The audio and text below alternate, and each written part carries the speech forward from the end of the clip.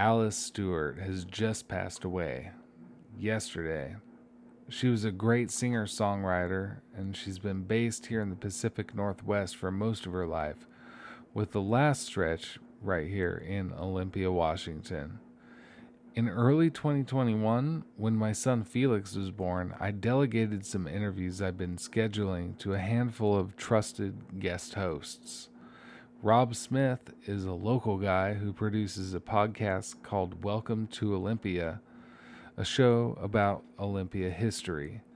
In remembrance of Alice and her musical legacy, I'm presenting Rob's interview with Alice, originally released back in March of 2021. Lots of love to Alice's family and friends. You're listening to a very special crossover episode between Low Profile and Welcome to Olympia. Welcome to Olympia is a podcast all about Olympia's regional history, hosted by radio journalist Rob Smith. I first met Rob when he asked me for permission to use my band Skrill Meadows' song Going for Broke as the outro music for his show. And since then, we've been bouncing ideas off each other, hoping to collaborate one day. In anticipation of the arrival of my new son, Felix, I asked Rob if he would be interested in taking over Low Profile for an episode, interviewing the locally based, acclaimed folk rock musician Alice Stuart. Here's a clip of the title track from her 1970 album, Full-Time Woman. I hear you've got a full-time woman now. Does she love you like I never could? Does she try to understand you? Baby, does she love you like I never would?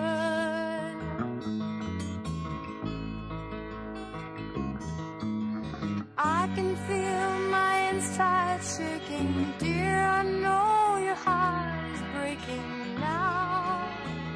You gotta set me free.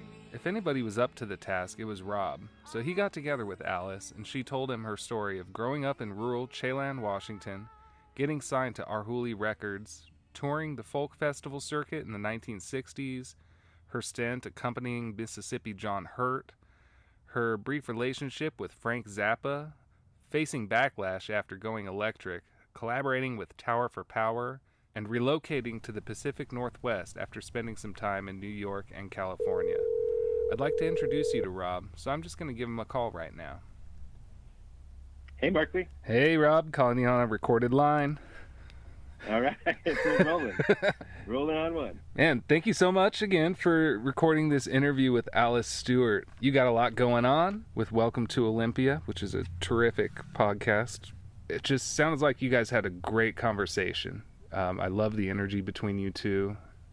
Yeah, it was such a privilege to talk to her. I knew nothing about her before you turned me on to her and suggested this. I kind of fell in love with her. It's incredible stuff. And so I was really excited to talk to her on the phone. She lives here in Olympia, and so I was able to just drive over a recording kit to her house, and drop it off because we're obviously doing remote interviews. Oh, wow. And I realized that I had plugged the cord into the wrong mic port. So you'll hear at the start of the interview that we're laughing about some technical difficulties. But it was great. A really fun interview with her.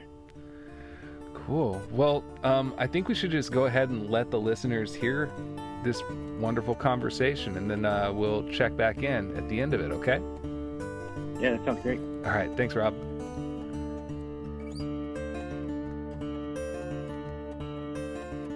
Well, Alice Stuart, thanks for taking the time to talk to me. Yeah, finally, huh? Yeah. We've had a little technical difficulties. Welcome to Low Profile. I'm filling in for Markley. So you've had a really long and celebrated career, and I was hoping we could just kind of go all the way back to the beginning. Sure. You grew up in Chelan, Washington, as I understand? Uh-huh. Nobody knows me there. Nobody knows you there? No, only my schoolmates. That's it. So when I go back, it's really odd. I go, oh, hi, I used to live here. No, no, I don't know you. I'm like, all right. Can you describe Chelan, like, as you were growing up there? As I was growing up, very small town. Luckily, they had a dance studio there, which I was involved in, and that was about it. There were no guitars or anything like that. Piano, I played piano, but and I played drums. Do you know what brought your family to Chelan? My mother went off to work and left me with my aunt, who had moved there because her husband had died, and she decided she wanted to raise her kids in a place that wasn't a city, right? Smart for me, right? Not a good idea. But anyway, so she got this huge 4-story house, and she had a boarding house for a while, and then she started taking in old people, taking care of them. And in 1950, she was charging about $100 a month for these people. Can you believe that? I mean, at this point, it'd be $2,000, $2,500, you know. Anyway, yeah, so she was cooking for them, and then I had to do the cooking sometimes when she was away, which was not very seldom. But she and I were like oil and water. I think if she'd left me to my own devices, I would have been a pretty good kid. But seeing as how I was, she was very untrustworthy. I mean, she thought I was very untrustworthy, which in a way I was. I was a very overactive kid, you know. So they gave me Librium and, what's that other, Milltown. They gave me that in grammar school. I don't know what that is. Well, they're very strong tranquilizers. Wow.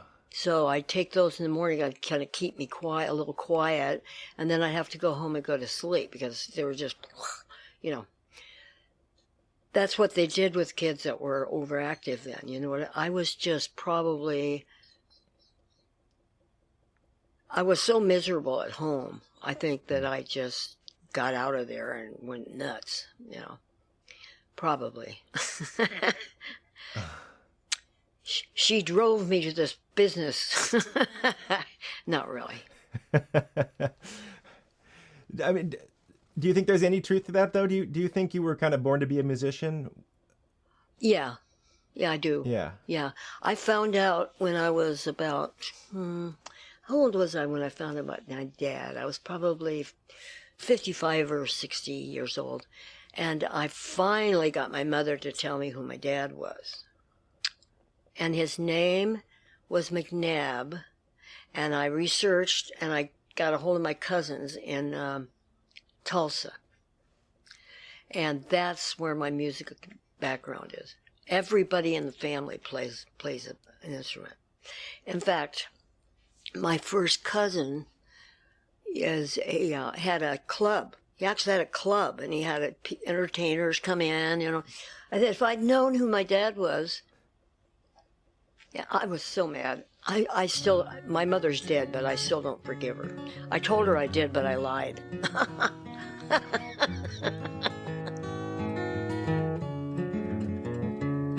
It's a hot and dusty road. It's a hard and a heavy load. Folks I meet ain't always kind. Some are bad, some are good. Some have done the best they could. Some have tried to ease my troubling mind.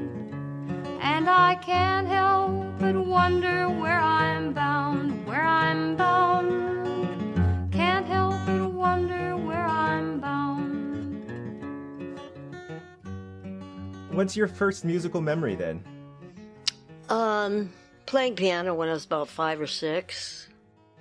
And then in grammar school, then they let you start playing something, so I played drums, which was not the best choice probably for me. I wish I'd played something like saxophone or something, but I didn't. I played drums. I probably wanted to be louder than everybody else. As can be. Think you are wondering too. One person in my family who died in Korea, my uncle, was a musician. I think he was a drunk and a musician, but because whatever. But yeah, I think he's the only one in the family that really had any musical talent. Hell, except I heard my grandfather played fiddle. He was from Ireland. Did you all listen to the radio? You know, radio over there was not very good because mountains all the way around. So I had a shortwave radio in my room that I didn't have any idea how to use, but I sometimes could get coma in Oklahoma. It was a great station. It had like blues music and stuff like that. And I found my uncle, Harold, that got killed in the war, had all these records. And my aunt had them stored in a little place, and he had all these cool records. He had Bessie Smith. He had seven beers with the wrong woman. That was on an old record, and that's been recorded by oodles after I, did it. A lot of people have done it. My friends. Eventually, you moved to Seattle. Is that right? Yeah, as soon as I graduated, the very day. Why did you want to leave Chelan? There wasn't anything there for me, hanging out, going up and down the strip, 40 times, 40, it was stupid. It's just, the only time Chelan was any fun was in the summer. Summer was really fun, and tourists would come over, and boys, and, different people. So Had you been to Seattle before you Yeah, moved there? with my aunt, we'd go over there for shopping trips because there was nothing in Chelan. I couldn't wear regular shoes. I couldn't have tennis shoes because my feet were so narrow. We had to go to Seattle to Nordstrom's to get my shoes. So that was one of our trips. We probably took 3 trips a year over to Seattle. Yeah. So when you left Chelan, did you have a car or did you take a bus or? I left Chelan, drove my mother to work in Arizona. I only saw my mother twice a year, on my birthday and Christmas. That's it. But this time I was going to go live with her, so I just remembered that. I did that before, and then I left there soon after and went to Seattle, started playing music. Can you do you remember arriving in Seattle? Like what were you expecting? What did you find? It was wonderful, man. In 60, 61, 62, it was great. The avenue, it was fantastic. And this Palmier House was right on the corner of, was it 43rd, I think, 43rd and University. And the first couple of times I went by the place, I had a baritone ukulele at this point. I had about this wide, right? And I would walk by, and the windows were blackened, so you couldn't see. So I get right up there to the thing, and I look, and I think, I just can't go in there. And there would be people in there playing or singing. And I finally got up the nerves to go in. And so I sat down, and then I said, could I play something? And somebody said, oh, you play? I said, yeah, a little bit. So I got up and sang some songs that I had learned from a Burlesque songbook. And the owner gave me a job, $5. It was okay. I mean, I worked every night of the week when I worked there, so it's okay. $25 a week. 30, who knows? So I've heard about like the coffee house scene of the 60s and stuff, but like what, can you kind of paint a picture of what that place looked like when you opened the door and walked in? Yeah. One side of it had tables and chairs, and the front had a few, it wasn't real big.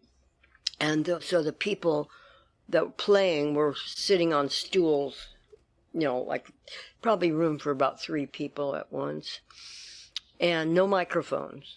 You didn't need one, in there because it was so small. So when I started doing the concerts in the park in Seattle, what were those? Oh, King TV or Como? King. I think it was King TV. Anyway, I graduated from the Palmier House and all that stuff and went on, you know. But by the time we did that, I actually got paid $75 a week for that. That's big money. My house payment was like $75, I think. So I had all that money to play with. Yeah, if I'd been smart, I would have held on to that house. That would have been a good idea on my part. And, oh, did you buy a house there? My aunt bought me a house, and she said, "So your payments are like $75 a month." It was a cute little house, you know. What did I need? I had 2 bedrooms. I had a living room and a kitchen, and you know, everything I needed, and a place to park even. So, was that right in the U District? Yeah.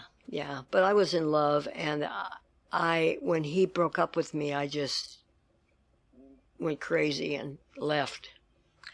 Stupid. I mean, I just left. Wow. What was you guys? How long were y'all dating? Oh, who knows? You know what I mean? Time at that point was pretty weird. Probably a couple years, but he was married and it's all messed up. It was all messed up. Yeah. If you're enjoying Low Profile, please help us out by sharing a favorite episode on social media, subscribing, giving us a rating or a review on iTunes, and tell a friend. The illustrations for Season 4 episodes were drawn by Taylor W. Rushing. To find out more about his work and see more of his art, as well as limited edition prints and merchandise, you can visit taylorwrushing.com or find him on Instagram at twrushing.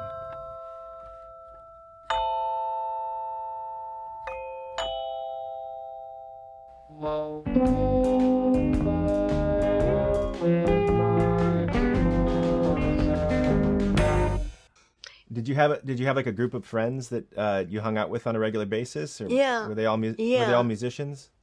Yeah. Had you recorded any music in Seattle before you left?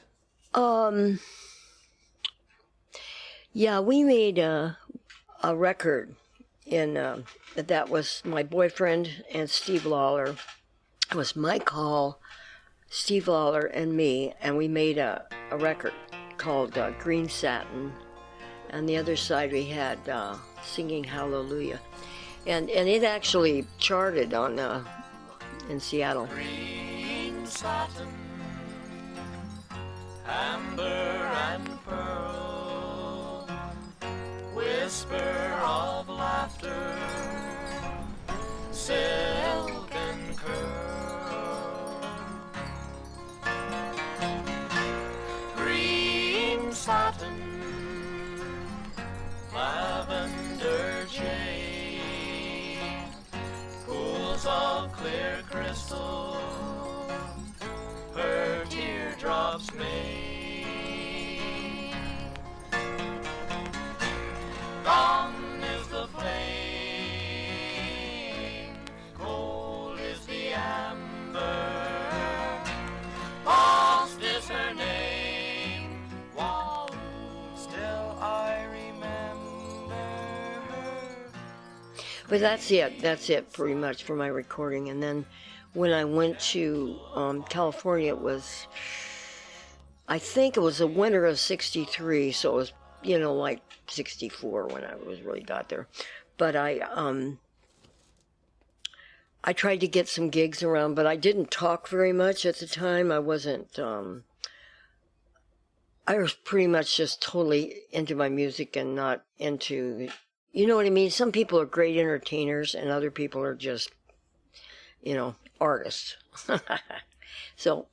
So I couldn't get jobs down there because you had to be a song and dance man to kind of, get people all riled up. And they said my music was good, but they just couldn't deal with me. So I got introduced about 3 months after getting down there. I got introduced to the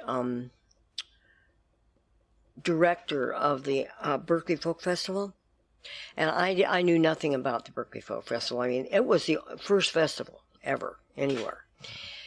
And I sang some songs for him, and he said, well, look, I didn't even know who he was, really, but he said, I'm going to set up some gigs for you, a couple weeks of gigs, and we'll do these gigs, and who knows, you know. He didn't say anything about the festival, but so I went there, and we did the gigs, and I stayed at their house.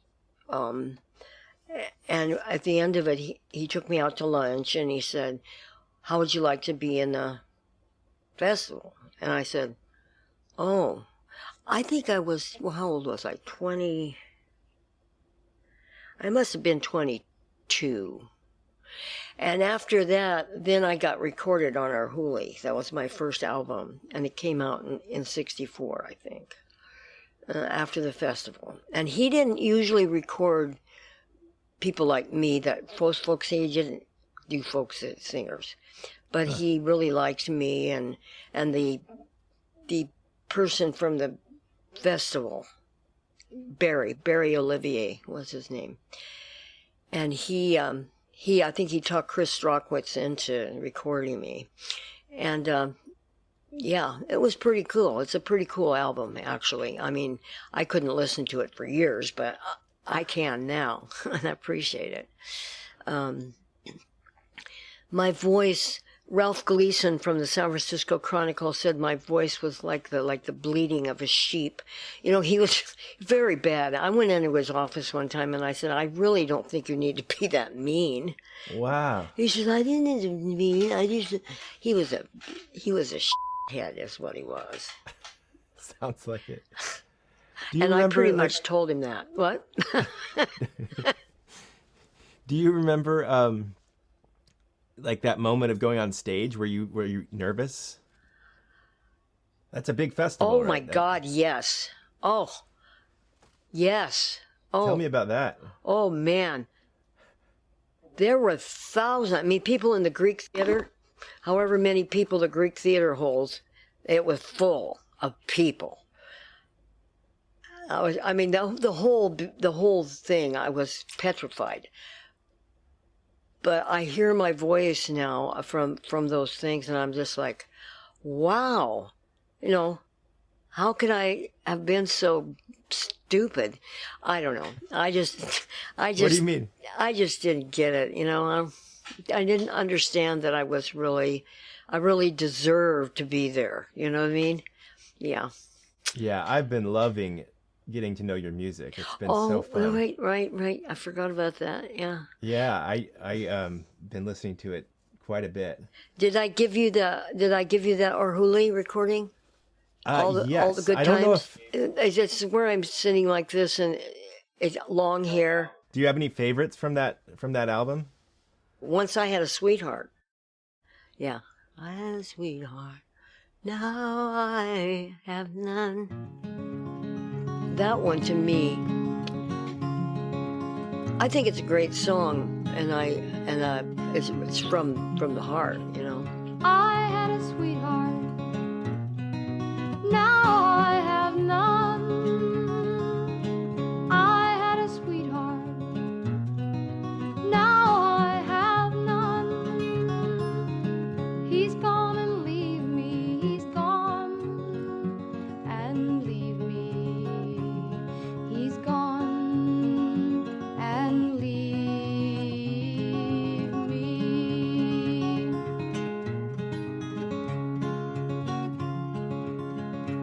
How I love to hear my baby call my name. Yes, I love to hear my baby call my name.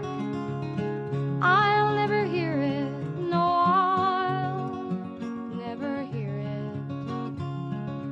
I'll never hear it.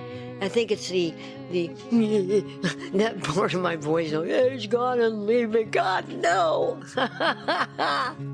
Wonder if I should take the train tonight. Maybe at the dawning things will be all right, because he loved me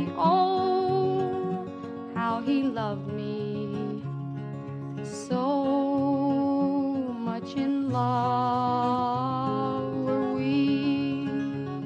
You know, I think that album is just, Words won't hurt you.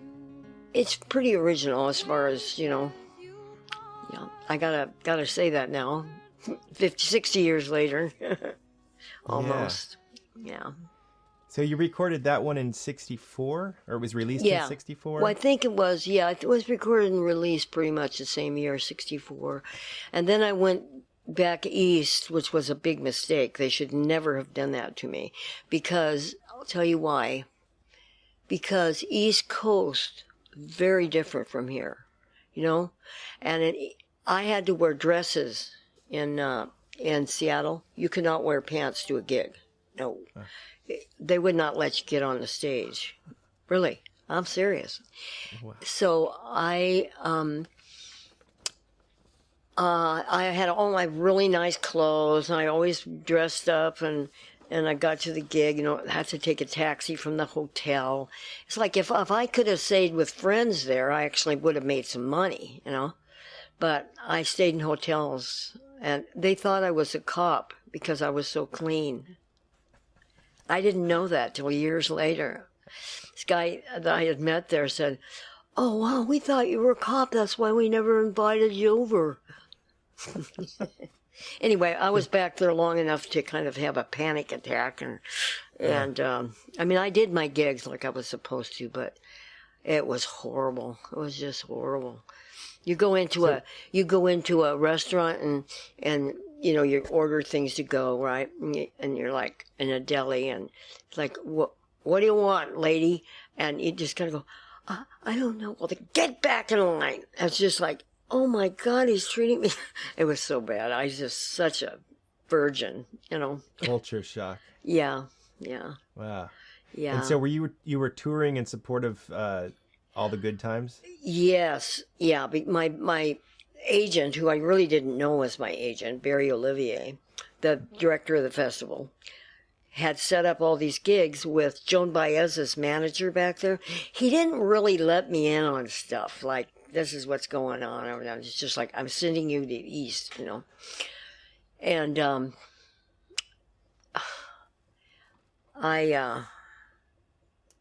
he was so disappointed in me, he didn't even pick me up at the airport. He sent somebody else to pick me up when I got back. And I just kind of fell apart, you know. Yeah, he was Why just was he like, disappointed? that's it for you. Well, I don't know. He's a weird guy. I mean, when he's on your team, it's good. But when he's off it, not good. And you didn't know he was your agent, you said. Why? Well, I really didn't. But he was. I mean, he could talk to anybody because he could get anybody in his festival. You know, Joan Baez was in the festival when I was there. Oh, I was there in 64, 66, and 68. Oh. And everybody hated me in Berkeley, right? Because I was able to get into all these things, and they couldn't get in at all. And it was just... They were jealous, and I didn't know what was going on either. So, yeah... Crazy mixed up kid. So they were jealous of you because you were performing at the festival? Yeah, like every other year.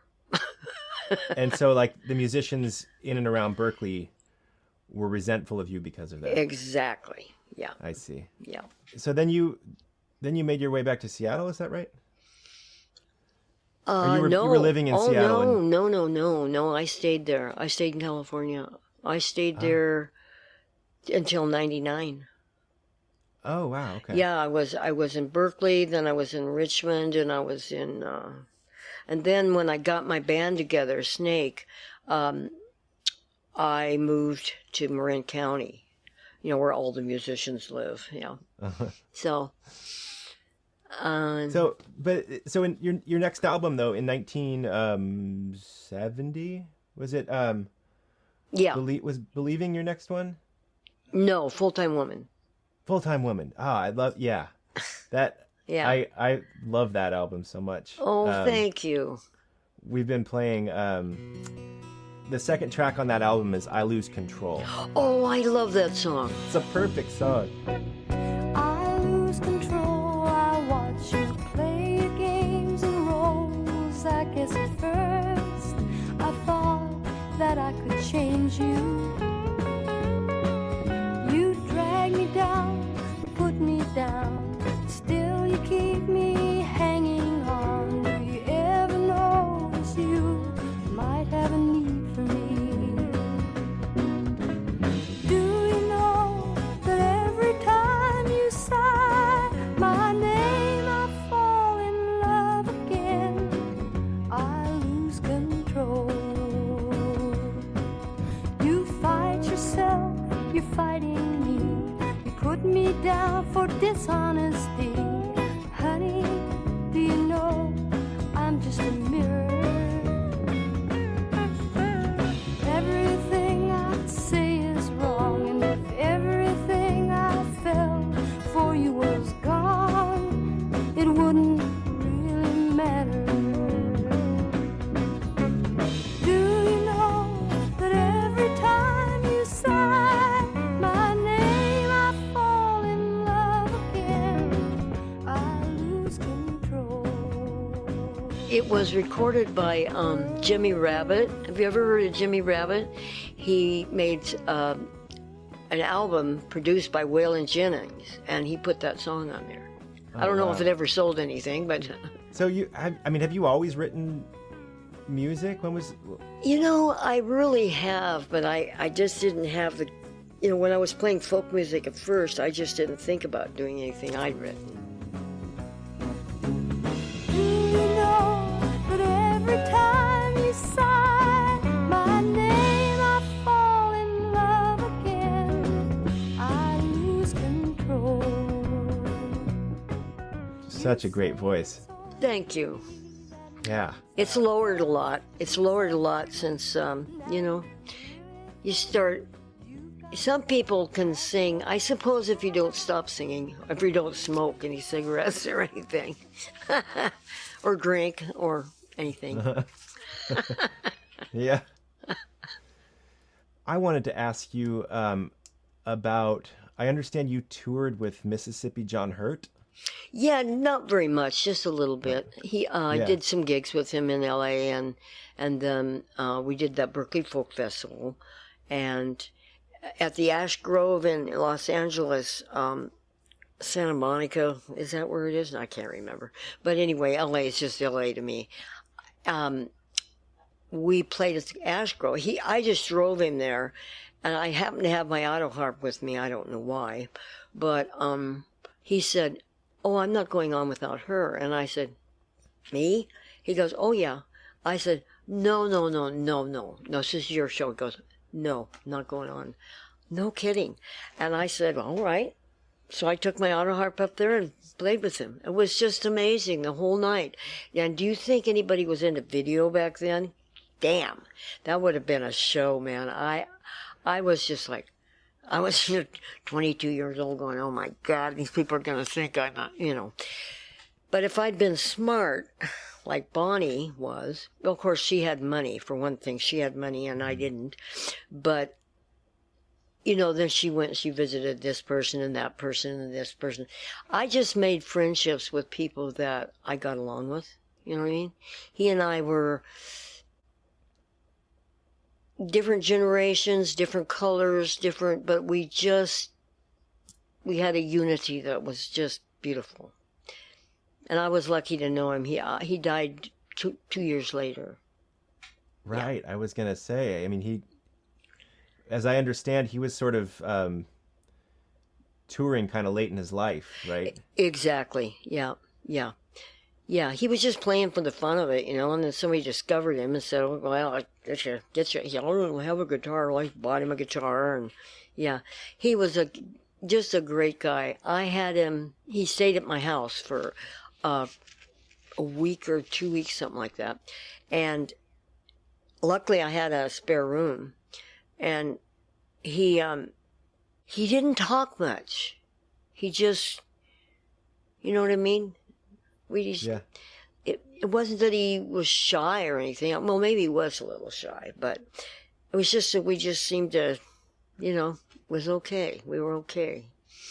obviously, or he wouldn't ask me to come up there and play with him. Do you think you picked up any of your style from him? Well, he was very heavy on the thumb. He was a boom, bang, boom, and I don't think no, I don't think so. I don't think because I never really copied anybody, I took what they had and just did it my way. That's why I have a problem playing in bands where you're doing other people's tunes. Because basically I do my own tunes and I'm fine, I'm comfortable with it. But if I have to get into somebody else's thing, it depends on who it is. You know what I mean? If they are more on my wavelength, I can fit in with it a little better. But I'm not that good at that. I mean, probably. I hate saying that, but don't repeat that. Oh, I wanted to ask you about. I read that you were part of the first multi-day festival here in Washington. Right. Can you tell me about that? Yeah. The Sky River Rock Fest and blah blah blah. Yeah. Yeah, it was incredible. I mean, when I was in the first one, I had been camping outside Baker, Oregon with Wayne and my baby, and we're camping out there, right? Just and I wrote a song there, and then I went to I borrowed a guitar. I don't know where my guitar was, but I borrowed this great guitar, and I went to the festival, and I played there, and it was muddy, it was raining, and it was in Monroe. It was wonderful for everybody. They just had a great time. They didn't care. People that live up here know that it rains. That's all there's to it. So, yeah. So from there, after that, because I just kind of left him. I left Wayne at that point and went to Canada because I had a gig up there. I asked you just the other day, is there something I can do or say to make it better together? But you just smiled and said it doesn't matter, not anymore.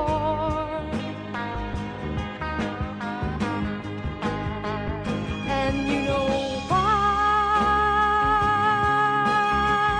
'Cause I can't live without some kind of love.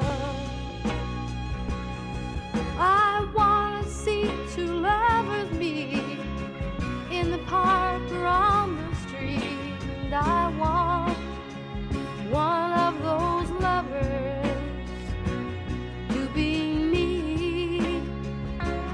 Can't you see? I want your love. What did touring look like? Nowadays a big act has a big bus and a trailer and all that. What was touring like for you in those days? It was really cool. I was in a festival in Utah, or Judy Collins was the main act.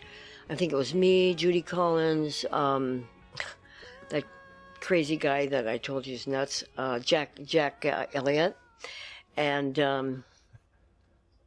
probably a couple more. I can't even remember. But it was some kind of a festival, and that my boyfriend from Seattle showed up there. So the that one that got had broken me all up with you. It got me all back into him. And so anyway, they took us down. They took all of us on a boating trip down. Not the Snake River, but the a big river thing that I could usually remember the name of. Now I can't. But it was a great trip. I loved it, and Mike was there with me. So I kind of went back. I had gotten married, just stupid. I had married this guy, who's now a millionaire, by the way. You would never have known it, because he was just not right for me. But anyway, I went back after being with Mike for a week. I went back and I said, I'm leaving. Just crazy. So we weren't married very long, year maybe. And I was in Berkeley part of the time and doing other stuff. Yeah. Nice guy. And though. you, He's a millionaire now. Did I mention that? so let's see. In 1970, you had Full Time Woman that came out, and in 72, you released Believing. Is that right? Yeah. And that was with Snake. Yes. Was that a band that you pulled together, or were you kind of? Well, it was my band, but and I got it together when I was with Fantasy after I made the record. Then I had to get a band together, and so I had this band and it had four. Let's see, it was drums, bass, keyboard, and another guitar player. So there were really five of us, but two of them dropped out. The guitar player was a hard drug user, and he had to go. And the keyboard player just didn't like the music or something. So that just left me with the bass player and the drummer. And we played so well together. I have a lot of tapes of... In fact, I just found a CD. I didn't know I had it, of playing the Rainbow in England. Rainbow Theater was an incredible place. Real fire trap, but beautiful. I mean, it was... You know, if you think about an old theaters where maybe they had vaudeville and stuff, it was like wood, and it was big, and I climbed all the way to the top, like in the stair. It was just very cool. I loved it. And we sound so good. I mean, I'm not kidding. For three people in a band, sounded pretty good to me. But we would have been a lot better with a keyboard player. It seems like your style has started to evolve at this point too. Yeah. The track that's really stood out to me was Karma Stands in My Way. Yeah. Oh man, that gave me goosebumps as soon as those horns came in. Just Oh, a Tower of Power. Those are Tower of Power horns. My need to touch you is getting stronger every day.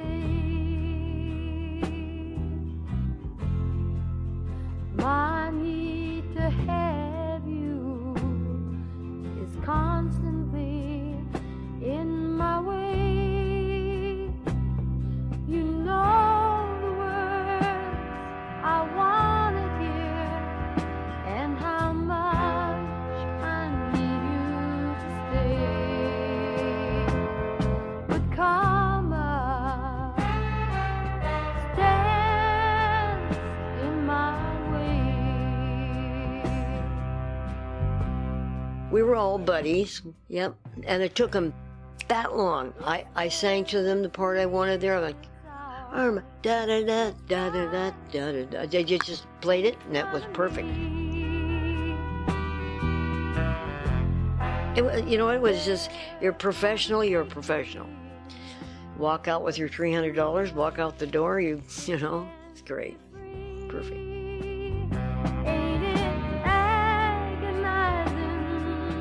realizing dues must be paid if karma stands in our way.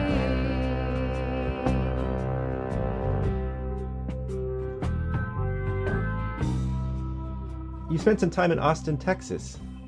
It sounds like. I did. Yeah, this is another time I kind of panicked. It was a time when I promised my son either I will have made it by that point or I just forget it and we go somewhere. So I had a house in Marin, right? Sublet my house. So were you doing music in Austin, or were you? I was trying not to.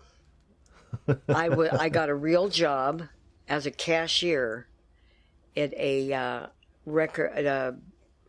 audio component store, really. But I had a lot of records in there too. So, Texas had the lowest rate of pay Oh my God. I mean, I had my car I had to pay on every month, and I made just enough for that. That's it. I didn't have money for anything, but I had a job, and I did my job, and I also had the charge of the plants and stuff they had in there. I took care of that. And Dyke from Houston came in one time, who was he was a record distributor guy. He would come in with a bunch of records, and, we'd do our thing. And he said, I know you. You're Alice Stewart. And I said, yeah. And he said, you know what? I got John Prine coming into Houston, and I need an act to open for him. And so I agreed to do that, which was pretty great. That was fabulous. I wish John had remembered me for that, because we had the best time. I mean, we got together about probably 2 or 3 in the afternoon, went to the guy's club. He was in this, major club, and he got us in there, and we drank free for like 3 hours. Terrible. I mean, and by the time we got to the gig, probably at 6, he must have eaten something too. I have no idea. But anyway, we got there, and I did a set, he did a set, and then we did a set together. And it was just like we'd known each other forever. It was incredible. I loved that. It would have been nice if I could have fit into that. And I probably could have if I'd used my ways that I didn't have then. You gotta know how to brown nose people, man. I just didn't have it. Nope. You said you wished John remembered you. Well, How do you mean by yeah. that? One time I went up to him many years later. I went up to him at a concert that we were both in the thing. And I went up to him and I said, hey, John. And he was like, he's kind of like he's afraid of me or something. He got real weird in his later years. He didn't want to. This wasn't really later, though. It wasn't even later years. This was more like 1990 or something like that. I don't know. I can't remember. I gather you've probably been interviewed quite a few times over the years. Yeah. And I just wonder if there's, on my notes, I have Frank Zappa. I wanted to ask you about Frank Zappa. I just wonder if, do you get tired of answering the same questions all the time about... Well, yeah, sometimes so it can turn into a fun thing. Like, this is more fun than usual. Okay, cool. That's good to know. So you met Frank Zappa, though, trying to meet somebody else. Can you tell me that story? That's right. Yeah. We were both there to meet Steve Mann, who's a guitar player. We were both there to meet him, and he never showed up. But Frank was there, I was there. We were the only people in this coffee shop. And we got to talking, and I said, oh, yeah, I'm here to meet somebody. He said, yeah, me too. He says, who are you eating? Steve Mann. No kidding, me too. So we just wound up being together for a while, a couple months, I think, something like that. Yeah, he wasn't anything like he turned out to be when I was with him. He was very, beaming on something, and I didn't know, not drugs ever. He didn't do anything but smoke cigarettes. That was it. No alcohol, no. Yeah. Yeah, we had a blues band, and I told him I wanted to play electric guitar because I had acoustic guitar. And he says, no, I want you to play that acoustic. And I said, I don't want to play the acoustic. I'm tired of playing the acoustic. So he got me an electric guitar. This is very funny.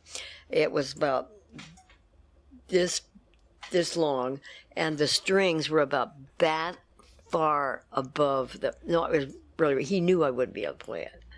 It was tiny. He knew it. He says, well, you can't play that. You can't play an electric guitar. And I'm like, yeah, well, anyway.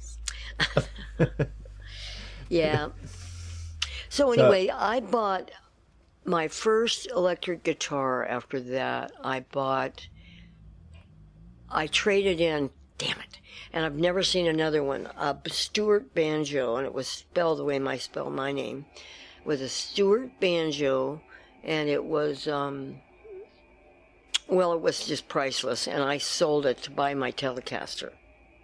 Oh, that, and I got paid for a year's worth of guitar lessons from this friend of mine.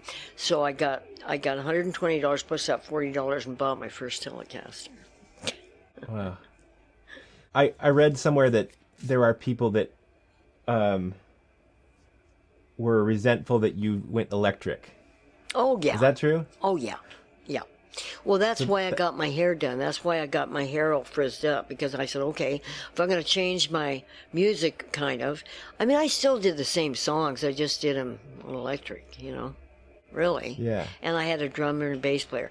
They got used to it. They just said, time marches on, you know. People do things, and yeah, they still showed up, so that was good. But we played different venues after that, you know.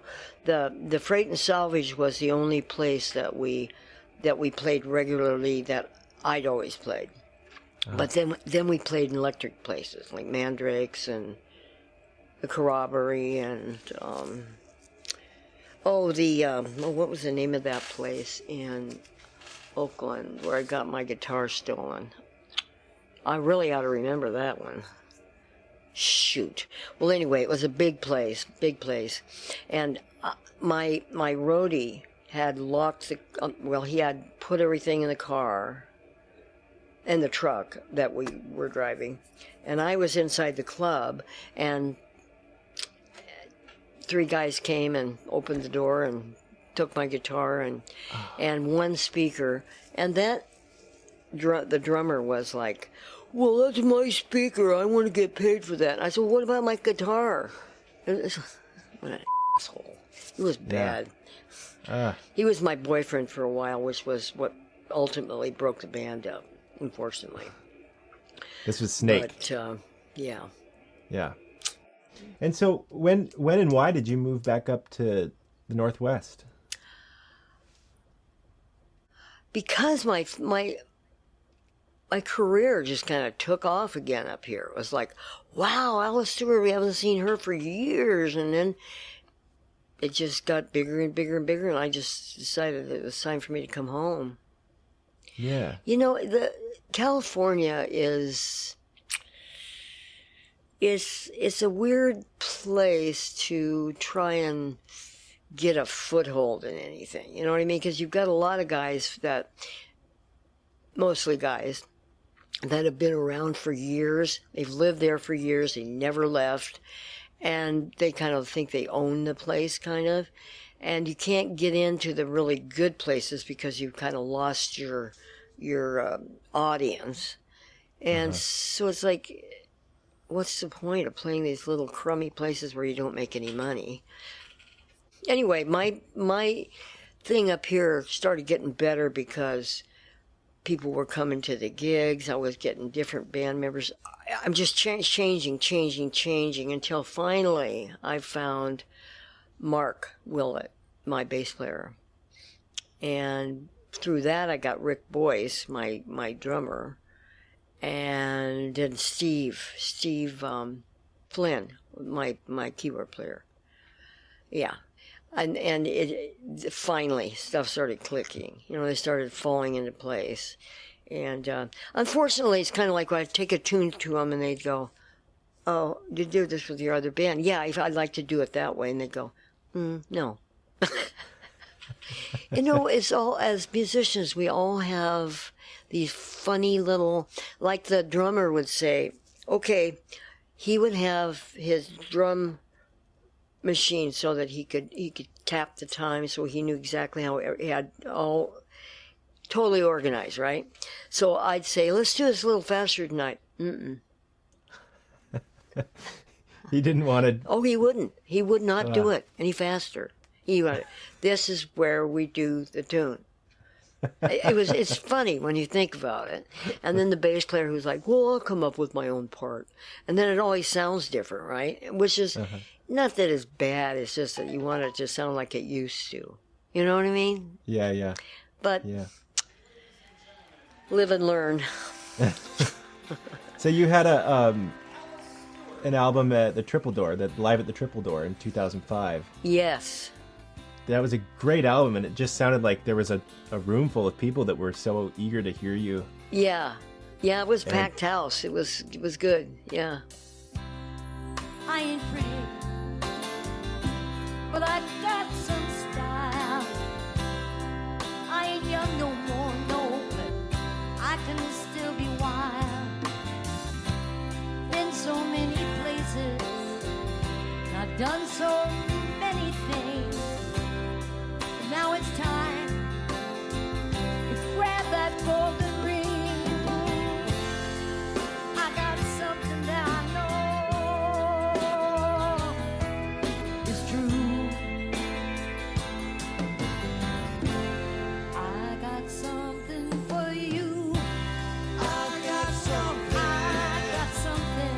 I got something. I got something. I got something for you. I used to play there about once a year, and I noticed they stopped calling. Somebody would have just told them I got too old to play or something. I don't know. Oh, no, I'm sure I could get another job if I called them. I just, haven't been into playing that much lately. What's next for you? Like what? That's a good question. I've been asked if I was going to make another record or, maybe a solo thing, something. I don't know. Yeah. We'll see. I'm kind of writing a song about my mother right now.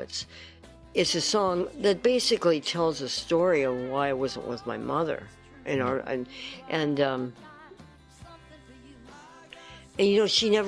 just didn't get it. My aunt, my mother, both of them, just did not get what I was doing or why. They came to a show later on, and when I came back up here, in 99 probably, so my cousin brought them to a show. And my aunt was just like, oh, it's so loud, I can't stand it. And my mother was just bored. And there's a great show. It was in a great auditorium. And we had a bunch of people who didn't know each other, and we all just got together. And you know what I mean? It was just really cool. And Mike, my cousin, said, don't ever ask me to do that again, ever, ever. That was the most miserable, because of them, because they were just such a pain in the butt, Just shows you showed up in the wrong family. I did. If I'd shown up in the right family, I would be rich. But I'm happy. And I got 3 kids, and I love them, and grandkids love them, and they're just all good people. And I don't know what I had to do with that, but if I had anything to do with it, and then none of them are in the music business.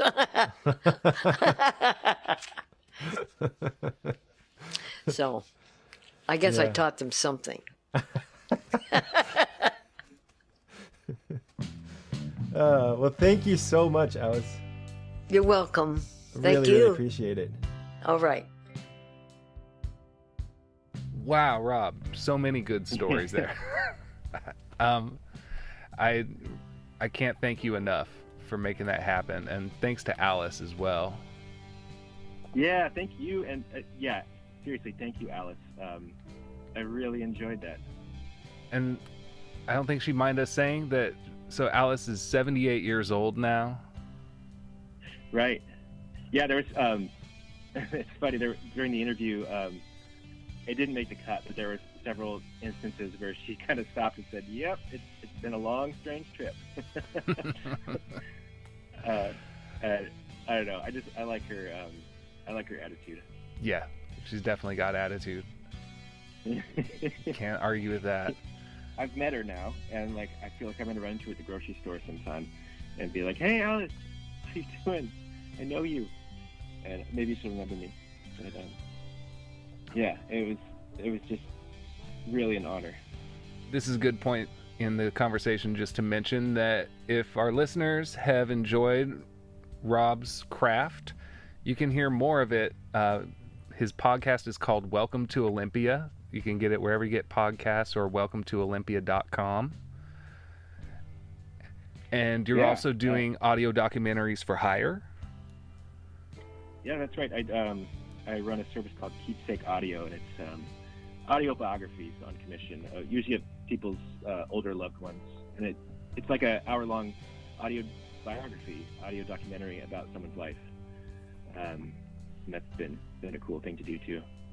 That's And I brilliant. just want to say, your podcast, Mark Lee, Low Profile, has been awesome to listen to over the years now, right? Yeah. Yeah. We've been, You have dozens of episodes at this point. yeah, I think this is episode 37, I Yeah. think. I love how deep your conversations go with the guests.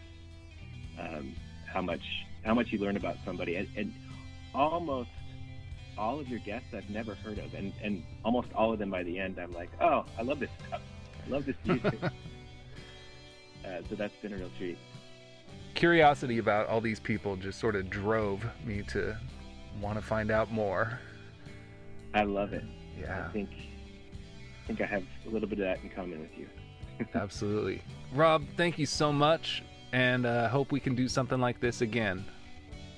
I'd love that. It's been great crossing over. Absolutely. All right. Well, you have a lovely day. You too, Mark Lee. See ya. See ya.